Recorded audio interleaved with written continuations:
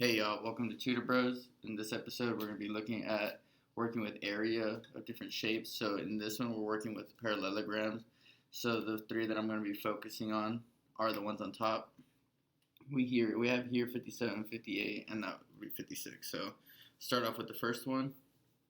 Now when we're working with area of parallelograms, uh, we have to look at what the original formula would be. So area for the parallelogram is base times height.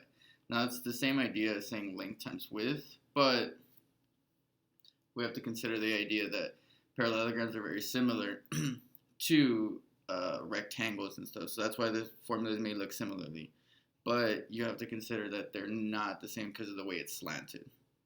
So what we're going to do here is we need to figure out the height. The height is missing. So this is the base, this is the height. So just assuming that from what we know about parallelograms, we know that these would be congruent and these would be congruent. So we could say that this is 15 and that's 15. So that's 20. But the idea is that even if we know that it is 20, that's not the part that's going to help us as much. We need to know exactly what the height of the parallelogram would be. So what we're going to be looking at is actually using Pythagorean Theorem beforehand. So this is going to be a two-part problem where we have to understand what we're looking at first. So that's why I said we needed to know the formula first. So what we're going to go ahead and do is look at the triangle, or using Pythagorean Theorem, look at what we need. So we know that this is already 20, and we know that this is 60, which we know this is a right triangle. Now we know this because we're looking at here, this inside area of that. So we're trying to figure out what this missing side would be. Now we couldn't use 15 because it's not exactly the whole length, but now we're going to go through some ideas of finding sides using trigonometric functions. Sorry, not trigonometric functions, just trig functions itself. So we're going to go back through tangent, cotangent, secant, cosecant, stuff like that. So when we look back here, I have that this triangle has this angle here. So we know that's 60, we know that's 90. We can assume that this is 30 at that point.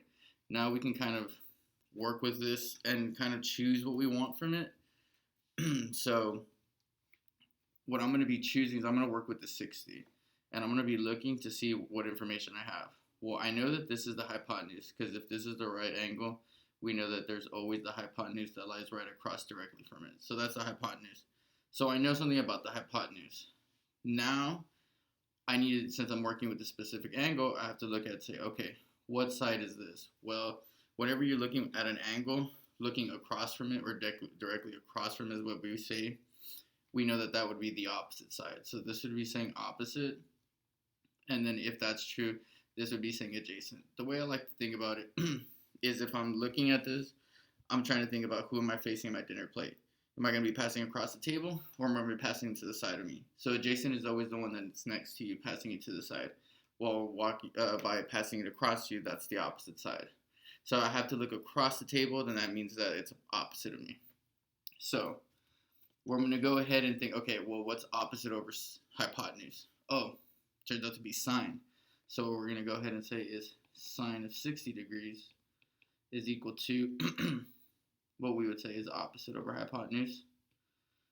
And then we could just say sine of 60 degrees is equal to, well, we don't know hypotenuse because that's what we're looking for, but we do know that hypotenuse is 20.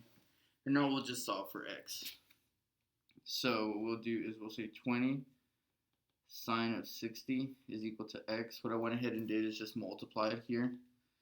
So if you see here, I just go ahead and multiply by 20. And then multiply here by 20. And then that's how we end up with this now. So this goes into the calculator. Make sure that it's in terms of degrees, not radians. Good, my calculator's in there. Sine of 60. So then it says round to the nearest 10. So we know that right now x is equal to 17.3. And it's approximate. I'll put a little squiggle there. So So now that we know the height. So we know the base is 15 and we know the height now. So x was the height in this case. So now we're just going to say A is equal to base times height, which will equal base, which was 15. And then we know that this is 17.3. So we say 15 times 17.3. So we know that area is equal to 259.3. The unit is inches, and it's still squared since it's area. So in the later videos, I'll go ahead and show you the other one. And I'll give, in some later videos, I'll give some more detailed information on like the trigonometry behind it. But thanks a lot.